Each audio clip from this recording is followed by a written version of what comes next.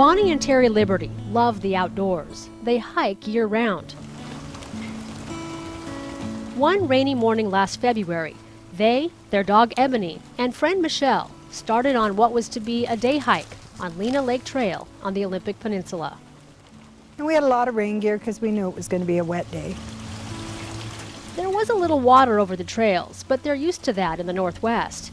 They hiked to Lower Lena Lake, ate lunch, and began heading back. Came down to Lena Creek where we had crossed before, and we had really just sort of stepped across. It was really hardly anything there. And discovered that the creek had swollen just enormously, that there was no way we were going to step across there again.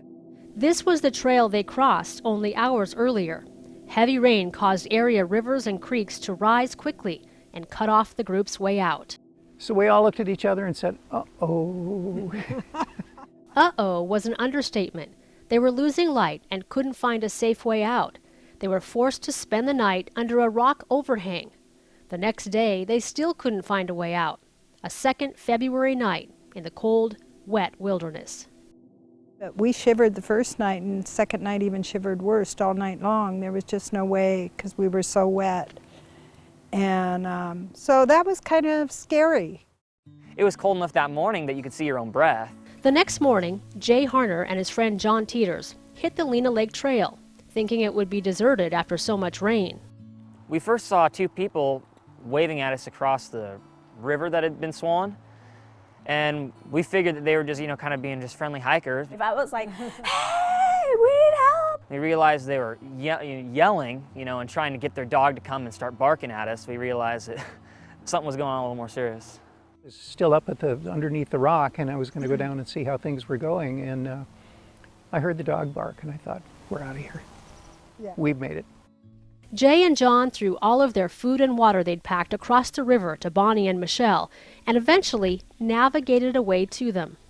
Yeah, we went and got the husband out from under the rock overhang. He was kind of curled up in the back, soaked, pretty fatigued, and he needed some, help getting up because he was pretty stiff from, obviously, the night on the rock.